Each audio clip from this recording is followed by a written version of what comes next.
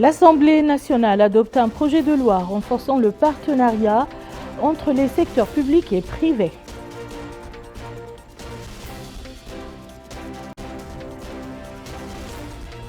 Sur instruction du président de la République, des membres du gouvernement discutent de la situation actuelle des prix.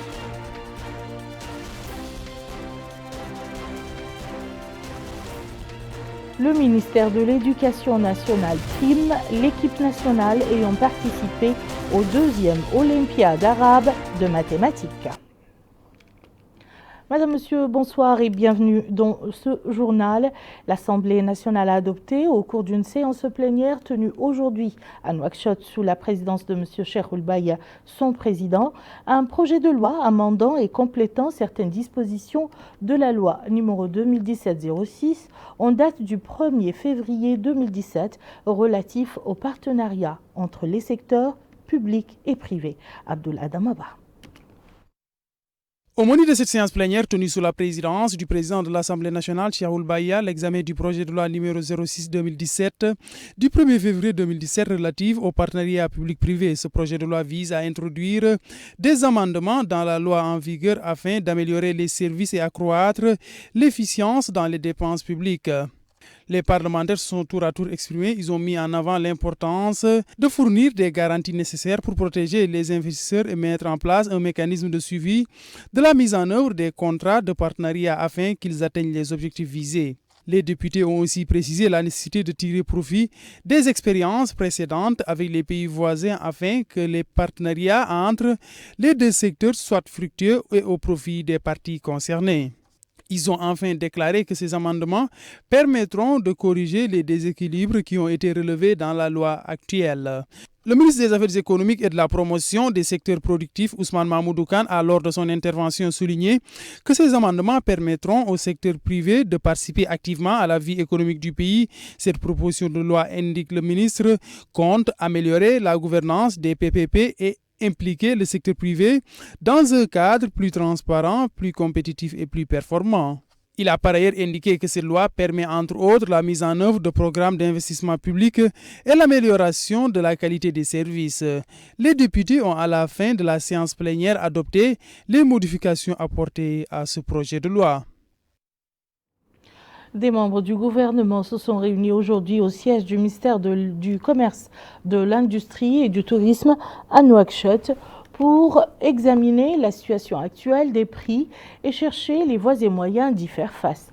Cette réunion fait suite aux instructions du président de la République, M. Mohamed El Cheikh Ghazouani, données hier mercredi au Conseil des ministres pour trouver solution à la flambée des prix constatée récemment. La réunion impliquait les ministres du Commerce, de l'Industrie et du Tourisme, Mme Nahant Hamdi Moknaz, des Finances, M. Mohamed Amin Ould Dhahbi, du Pétrole, de l'Énergie et des Mines, M. Abdesselam Ould Mohamed Saleh, des Pêches et de l'Économie Maritime, M. Abdelaziz Ould Dahi, du Développement Rural, M. Dioul Zain, de l'Équipement et des Transports, M. Mohamed Ahmedou Mhaïmid, du Commissaire à la Sécurité Alimentaire, M. Habib Oulham, du Gouverneur de la Banque Centrale de Mauritanie, M. Cheikh El Kabir Ould Moulay Tahir, du Délégué Général à la Solidarité Nationale et à la lutte contre l'exclusion Ta'azur, M. Mohamed Mahmoud El Bouastriya, et de M. El Hassan Ould Zain, chargé de mission à la présidence de la République.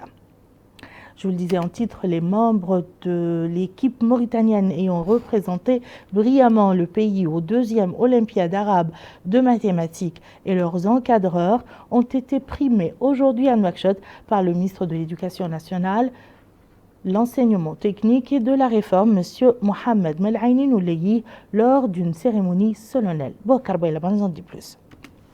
L'effort, le confort. Tel est en substance le sens de la cérémonie de récompense aux membres de l'équipe ayant représenté brillamment notre pays à la 2e Olympiade arabe de mathématiques et leurs encadreurs. Les fruits de leurs efforts se nomment médaille d'argent et médaille de bronze. À cette occasion, le ministre de l'Éducation nationale, de la formation technique et de la réforme, Mohamed Melhaini Nouleyi, a félicité les lauréats d'avoir décroché des médailles dans une compétition régionale marquée par une rude concurrence de la part de plusieurs institutions scientifiques de renommée. Il a assuré à l'équipe que le département de l'Éducation nationale déploiera des efforts pour encadrer et encourager ce genre de compétition. Par ailleurs, il a remercié le staff d'encadrement et les parents d'élèves qui ont plaidé pour l'obtention de ce résultat glorieux. Autre intervention, c'est celle faite par le président de la Fédération nationale des associations des parents d'élèves, Ahmed Lusraer, qui a souligné que la participation honorable de la Mauritanie à cette compétition régionale reflète de l'intérêt qu'attache le département de l'éducation nationale à la promotion de l'enseignement des mathématiques. Pour rappel, la Mauritanie avait participé par vidéoconférence au Centre international de formation et d'échange à distance de Nouakchott à ce concours par 4 étudiants qui remplissaient les conditions requises par l'Organisation arabe pour l'éducation, la culture et les sciences Alexo. Les tests sont menés dans 4 sujets mathématiques: algèbre, théorie des nombres, géométrie et combinaison. Lors du point de presse hebdomadaire, le ministre de l'Enseignement supérieur, de la Recherche scientifique et des technologies de l'information et de la communication, porte-parole du gouvernement, M. Sidi Ould Salem, et ses homologues de l'intérieur et de la décentralisation, M. Mohamed Salim Merzoug, et du développement rural, M. Dioul Zeyn, ont commenté hier les résultats du Conseil des ministres. Le point avec Melika Nakli. Au cours de cette conférence de presse hebdomadaire commentant les travaux du Conseil des ministres, le ministre de l'Enseignement supérieur, de la Recherche scientifique et des technologies de l'information et de la communication, porte-parole du gouvernement, M. Sidi Ould Salem, a précisé que le Conseil a examiné et adopté un certain nombre de projets de loi, de décrets et suivi d'importantes communications avant de laisser la parole aux membres du gouvernement présents, M. Mohamed Salim Merzoug, ministre de l'Intérieur et de la Décentralisation, et M. Dioul Zeyn, ministre du Développement rural. Commentant le projet de loi portant statut des personnels de la sécurité civile, le ministre de l'Intérieur et de la Décentralisation a précisé que le texte a pour but d'adapter la sécurité civile aux nouvelles mutations que connaît la société mauritanienne en matière de croissance démographique. Il a déclaré que le texte vise la protection des citoyens et de leurs biens et la gestion des crises, toutes formes confondues. Répondant à une question se rapportant à la levée éventuelle ou à la réduction des heures de couvre-feu par le gouvernement, le ministre a indiqué que cette disposition s'inscrit dans le cadre de larges mesures prises par le gouvernement, étant donné les résultats de la pandémie. À cet effet, dit-il, le comité interministériel chargé du suivi de la pandémie du coronavirus est le seul habilité à évaluer les mesures de prévention en cours et à présenter des propositions au gouvernement. De son côté, le ministre du Développement rural, M. Dioul Zeyn, a déclaré avoir présenté une communication relative à la dynamisation de l'École nationale de formation et de vulgarisation agricole de Kaïdi, dans le but de satisfaire les besoins du pays et des investisseurs dans les domaines de l'élevage et de l'agriculture pour l'offre d'une main-d'œuvre qualifiée. Il a ajouté que l'école assure la formation dans 3 spécialités ayant un déficit considérable en ressources humaines, à savoir la santé animale, le génie rural et la protection de l'environnement. Il va être procédé, indique-t-il, au recrutement de 18 ingénieurs et techniciens dans les différentes spécialités pour la formation de 300 étudiants entre techniciens et techniciens supérieurs. En ce qui concerne le rapport de Human Rights Watch, le porte-parole du gouvernement a indiqué que c'est un rapport qui concerne les pays du monde entier. Quant à notre pays, dit-il, nous n'avons pas de journalistes détenus ou de personnes incarcérées pour délit d'opinion. Nous avons par contre noté des commentaires sur les personnes, les administrations publiques et les personnalités. Et à ce titre, on ne peut que nous reprocher de laxisme. À cet effet, je me demande sur quoi se basent ces déclarations. Quant à la question relative à l'emploi dans l'enseignement, le porte-parole du gouvernement indiquait que chaque pays possède son système d'emploi et celui de l'accès à la fonction publique. On peut néanmoins avoir recours à des solutions provisoires, notamment en faisant appel à des retraités du fait du manque de personnel. Mais cela ne veut pas pour autant dire que tout un chacun peut enseigner. Le plus grand pourvoyeur d'emploi à l'heure actuelle est le secteur de l'éducation. L'intégration à la fonction publique nécessite l'acquisition d'un diplôme et la réussite dans un concours suivi d'une formation. Une session de formation de 3 jours a été clôturée aujourd'hui à Nouakchott sous le thème des médias et les mécanismes d'ancrage du pluralisme. Plusieurs journalistes de la presse publique et privée ont profité de cette rencontre. Abdullah Damaba. 3 jours durant, les journalistes qui ont pris part à cette session de formation ont été mis au parfum des mécanismes médiatiques de consolidation du pluralisme dans le cadre de l'exercice de leur métier. Elle s'est tenue dans les locaux de la Haute Autorité de la Presse et de l'Audiovisuel HAPA et a réuni des hommes des médias aussi bien des secteurs publics que privés. Le président de la HAPA, Hussein Oulmeddou, a déclaré qu'il est important de traduire le pluralisme et la diversité dans les productions médiatiques. La HAPA, indique-t-il, en tant qu'autorité chargée de consacrer ce pluralisme, œuvre afin qu'il se traduise à tous les niveaux, tout en espérant que les journalistes ont eu à bénéficier durant ces 3 jours des mécanismes de consolidation du pluralisme dans les productions.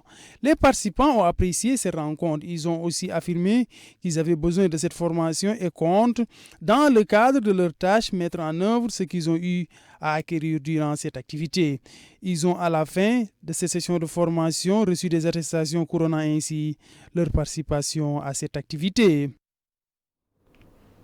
Son Excellence M. Ahmedou Ahmedou a présenté aujourd'hui à Bamako à Son Excellence M. Bandaou, président de la transition, chef de l'État, ses lettres de créance en sa qualité d'ambassadeur extraordinaire et plénipotentiaire de la République islamique de Mauritanie auprès de la République sœur du Mali. À cette occasion, l'ambassadeur a transmis au président malien les salutations de son frère et ami, le président de la République, son Excellence M. Mohamed El-Cheikh Al-Ghazouani, et la grande attention qu'il porte à renforcer les excellentes relations historiques entre les deux pays au service des intérêts mutuels.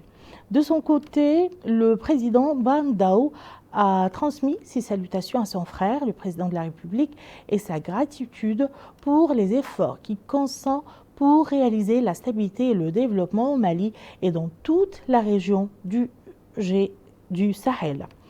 La cérémonie de remise des lettres de créance s'est déroulée en présence de messieurs Abdallahi Sidi Ali et Jodoul Cheikhna, conseillers à l'ambassade de notre pays au Mali. Côté Mali était présent le ministre malien des Affaires étrangères et de la coopération internationale, M. Zeyni Moulay, et le directeur de cabinet du président malien, M. Ibrahima Traoré, et de hautes personnalités de la République du Mali.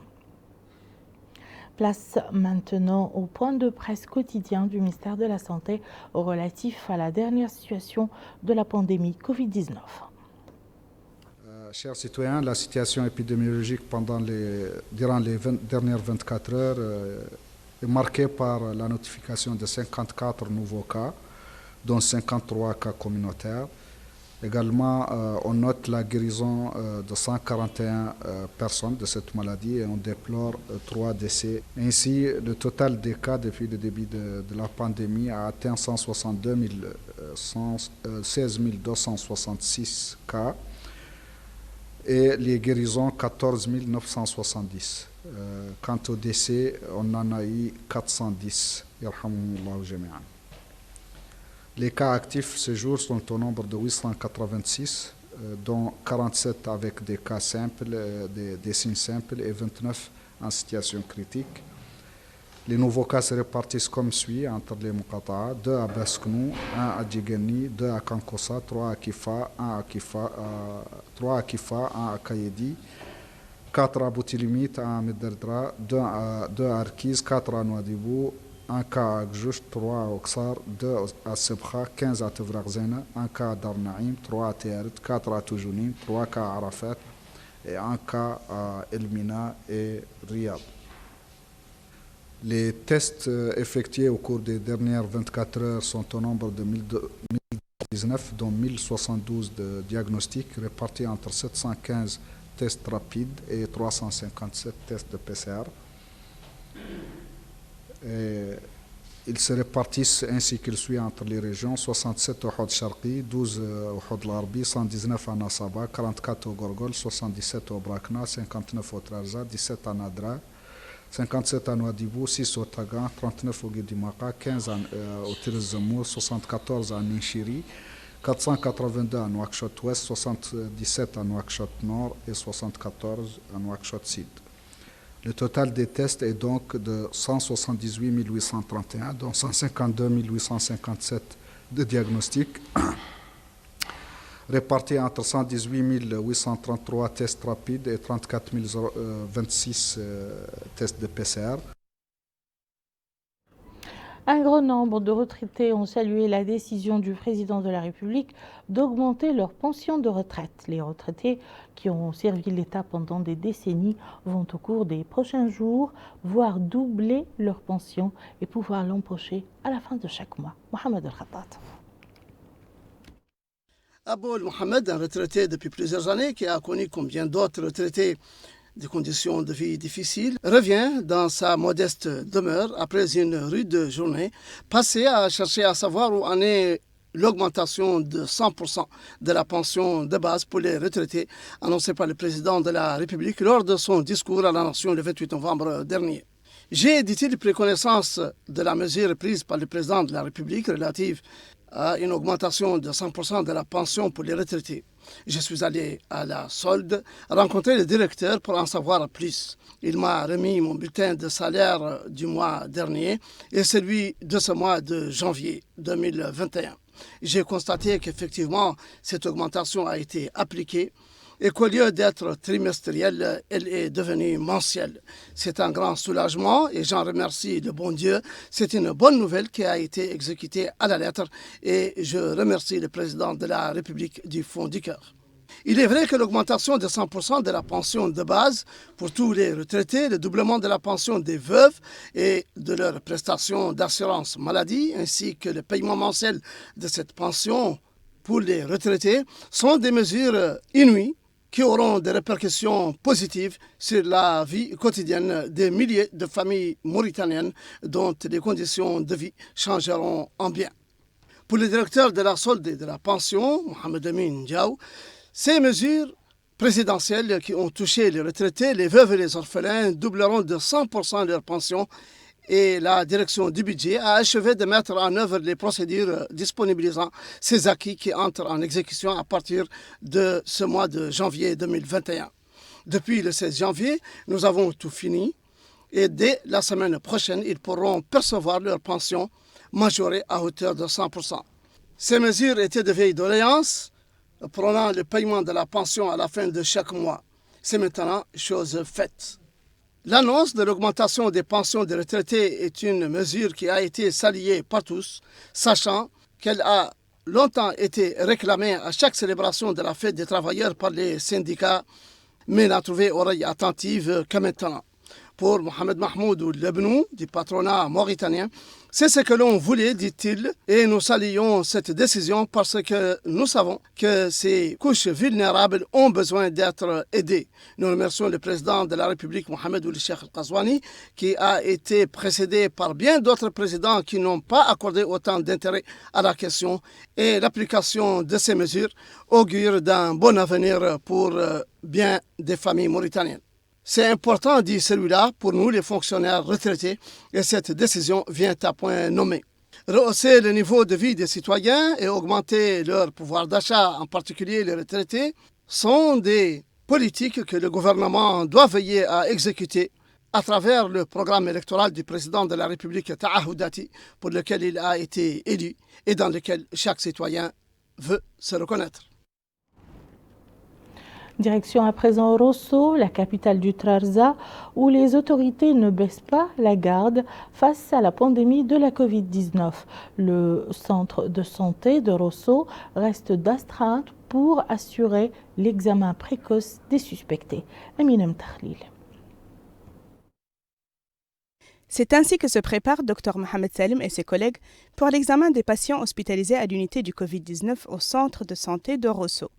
Une opération pleine de risques que ces médecins ont eu l'habitude de mener et qui a sauvé des dizaines de vies, au sein d'une structure sanitaire dont les responsables affirment qu'elle a mis à disposition tous les moyens nécessaires pour éviter et limiter la propagation du coronavirus. Le directeur du centre hospitalier de Rosso affirme qu'en préparation de cette deuxième vague de Covid-19 et après l'acquisition d'une première expérience importante, la direction du centre de santé a fait recours au service de 6 infirmiers expérimentés en matière de gestion de l'unité Covid-19 et qu'elle les a appuyés avec 3 techniciens de surface et avec le médecin de garde. Chaque médecin de garde est désigné chef de cette équipe. Toute personne atteinte de coronavirus mais qui ne manifeste pas de symptômes est renvoyée chez elle, avec les instructions de sécurité nécessaires. et toute personne présentant des symptômes particulièrement respiratoires et qui souffre de diabète ou d'hypertension sera hospitalisée sous haute surveillance avec une prise en charge totale en nourriture, médicaments et analyse médicale. Le directeur du centre affirme également vouloir expliquer au public que l'infection au coronavirus n'est pas synonyme de mort et que d'ailleurs il est possible de trouver des personnes atteintes de coronavirus mais qui ne présentent aucun symptôme. Il exhorte les citoyens à se présenter à l'hôpital dès qu'ils se sentent malades pour obtenir les médicaments prescrits et guérir au plus vite. Il faut également comprendre, dit-il, que c'est une grippe comme les autres, mais qui doit être bien soignée dès le départ pour en finir une bonne fois, au lieu de multiplier les allers et retours à la pharmacie et de tomber victime de l'automédication. Au centre de santé de la ville, ce groupe médical demeure d'astreinte pour assurer l'examen précoce des patients potentiels et leur donner les conseils nécessaires au cas où leur analyse s'avère positive. Les médecins et chefs d'équipe du centre de santé de Rosso affirment qu'ils disposent des moyens de dépistage nécessaires et que toutes les formes d'analyse sont disponibles. Que ce soit par TDR ou dans certains cas nécessitant des PCR, les échantillons sont envoyés à Nouakchott pour un diagnostic plus précis. Le personnel du centre de santé mène également une mission de sensibilisation quotidienne auprès des populations locales. Il leur rappelle que la pandémie n'est pas encore finie à chaque fois qu'ils remarquent que les locaux prennent moins de précautions. Cette citoyenne affirme que les mesures de précaution sont respectées à Rosso, que les individus restent chez eux dans la mesure du possible et que le lavage des mains est devenu une habitude chez les grands et les petits.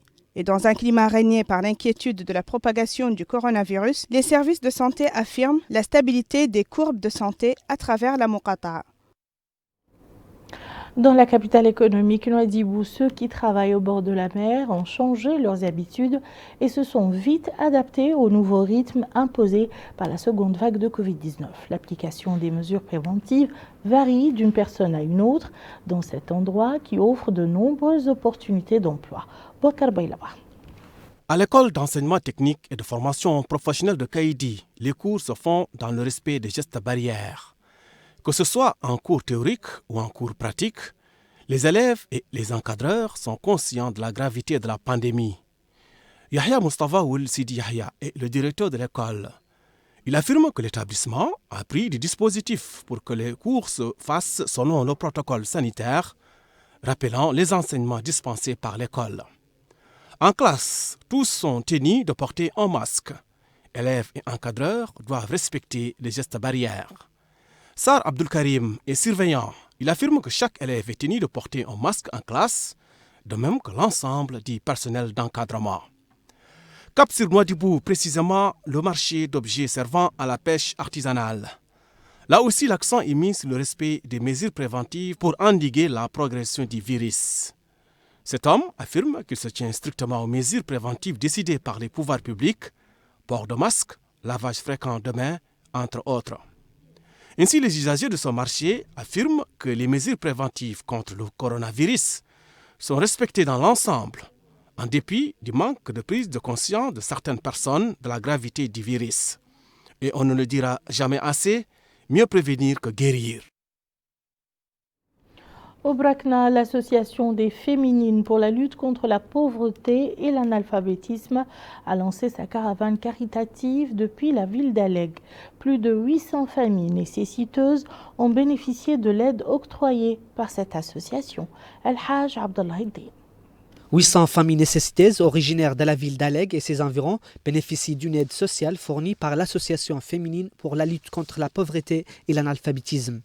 Cette aide comprend des produits alimentaires, des couvertures, des vêtements d'hiver et des meubles. Elle entre dans le cadre d'une caravane d'hiver organisée annuellement par l'association précitée. Cette fois-ci, la caravane coïncide avec la circonstance pandémique que vit notre pays. La distribution de cette aide aux bénéficiaires a été supervisée par des responsables des autorités administratives de la wilaya du Brakna, dont le conseiller du wali de la wilaya du Brakna et la Hakim Moussaad de la Muqata'a d'Aleg.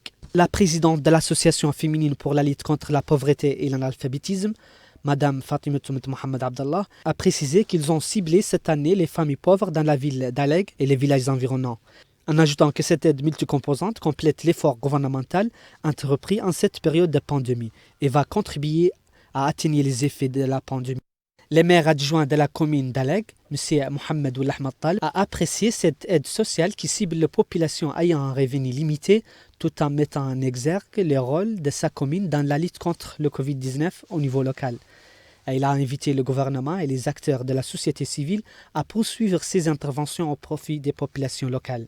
Le représentant de la société civile locale au niveau de la ville d'Aleg a loué ce soutien offert par l'association dans cette circonstance pandémique nécessitant la conjugaison des efforts de tous pour améliorer les conditions de vie des citoyens. À noter que cette aide de bienfaisance a été menée à l'initiative de l'association féminine pour la lutte contre la pauvreté et l'analphabétisme, une organisation œuvrant dans le domaine de l'action caritative au niveau national. Malgré l'abondance des produits de consommation dans les marchés des villes de l'intérieur, on constate ici et là une flambée des prix des denrées de première nécessité. Mohamed Khattat nous emmène à Agjoust et Nema pour en savoir un peu plus. Le marché central d'Agjoust connaît une abondance des produits de consommation, mais une affluence modérée de la clientèle venue faire ses achats. Sans doute, cela est dû au contexte actuel de flambée des prix et de rupture de certaines denrées impactant sur la vie des populations. Pour cette femme, les prix sont exorbitants et il est difficile de faire des achats. Nous souhaitons, dit-elle, qu'ils soient revus à la baisse, sinon nous ouvrir des boutiques d'insertion, même s'ils ne nous vendent pas plus d'1,5 kg. Pour cet autre, tous les produits ont connu une hausse vertigineuse des prix et cela affecte les citoyens car c'est valable pour tous les produits en même temps. Autant le riz, l'huile, les pâtes, les sucres, qui sont des denrées de première nécessité et dont nous avons besoin quotidiennement. La proximité de la ville d'Agjoust par rapport à la capitale Nouakchott et le fait qu'elle soit le long de la route reliant cette dernière au nord du pays ne l'a pas empêché de ressentir très tôt la flambée des prix, même si certains trouvent que tel est le cas pour tous les marchés. Les légumes, dit ce monsieur, coûtent cher parce que nous les achetons à des prix élevés, nous les transportons et gagnons très peu là-dessus. Bien que les populations louent le rôle des autorités locales, quant à l'organisation des marchés, ils appellent à empêcher l'augmentation des prix de certaines denrées de première nécessité. Pour cet activiste de la société civile, il y a en effet une flambée de prix qui aurait dû attendre un peu, car les produits, pour la plupart, étaient là. Et nous avons averti la délégation régionale du commerce qui joue son rôle et demandons à redoubler les efforts pour freiner les spéculations sur les prix. Des conditions nouvelles qui appellent à encourager la production locale afin d'approvisionner le marché et limiter l'impact de la hausse des prix sur les ménages. Ici, c'est le marché central de Nema, le cœur battant des activités commerciales de la capitale du Hod Sharqi, un marché qui regorge de produits. Reste que la flambée des prix donne le vertige aux citoyens qui ne sait à quel sein se vouer. Nous demandons à l'État d'intervenir, dit celui-là, pour baisser les prix.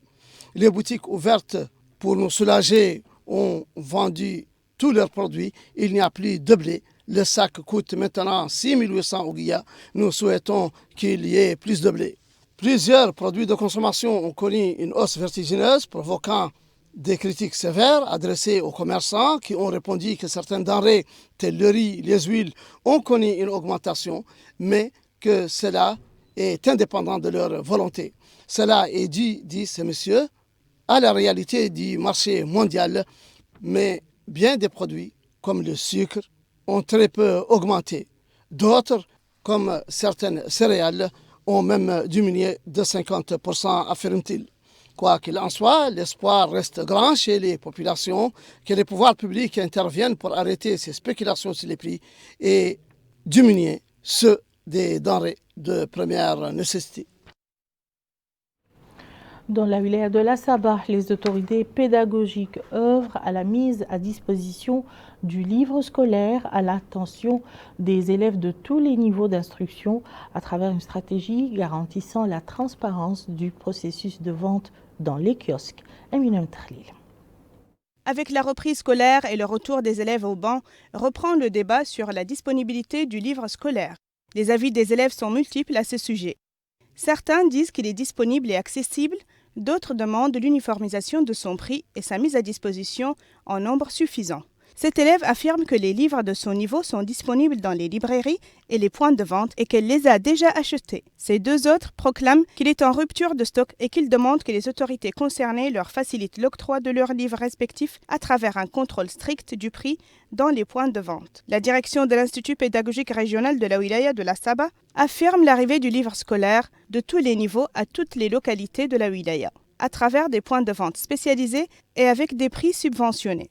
Tout cela avec beaucoup de rigueur par rapport à sa vente jusqu'à son arrivée dans la main de l'élève. Le directeur de l'Institut pédagogique régional dans la wilaya de la Saba affirme que son institution a débuté la reprise scolaire avec 11 202 livres pour le cycle primaire, 1 507 livres pour le collège et 13 054 livres pour le lycée, ce qui fait un total de 25 763 livres répartis entre les magasins de l'Institut et les kiosques. Toutes les muqata'a ont été couvertes et nous avons, dit le directeur, commencé à couvrir les communes. Ces livres sont vendus à des prix très abordables, 20 MRU pour le primaire, 30 MRU pour les livres du collège et 40 MRU pour les livres du lycée. Au moment de la vente, nous demandons à l'élève d'apporter une attestation d'inscription scolaire qui comprend son nom, prénom, classe et établissement, dont voici un exemplaire. Nous n'avons jamais vendu un livre si la personne qui vient l'acheter n'est pas munie de ces informations. C'est notre façon de combattre la vente des livres dans le marché noir. Les autorités pédagogiques de la wilaya de la Saba œuvrent à la mise à disposition du livre scolaire à l'attention de tous les élèves de tous les niveaux d'instruction, à travers une stratégie qui garantit la transparence du processus de vente et qui empêche l'entrée du livre scolaire dans le marché noir. Les autorités administratives de la ville d'Attar ont lancé une campagne de vaccination du bétail au niveau de la wilaya de l'Adrar. La campagne de vaccination est l'occasion de sensibiliser les éleveurs sur l'importance de la santé de l'animal.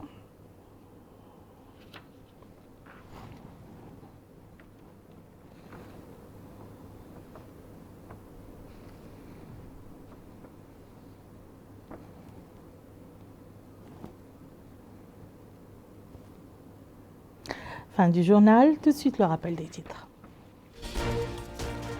L'Assemblée nationale adopte un projet de loi renforçant le partenariat entre les secteurs publics et privés.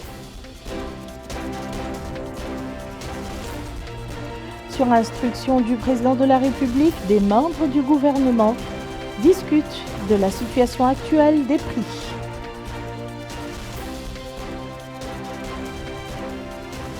Le ministère de l'Éducation nationale prime l'équipe nationale ayant participé aux 2e Olympiades arabes de mathématiques. Merci, Madame, Monsieur, de nous avoir suivis. À très bientôt, Inch'Allah.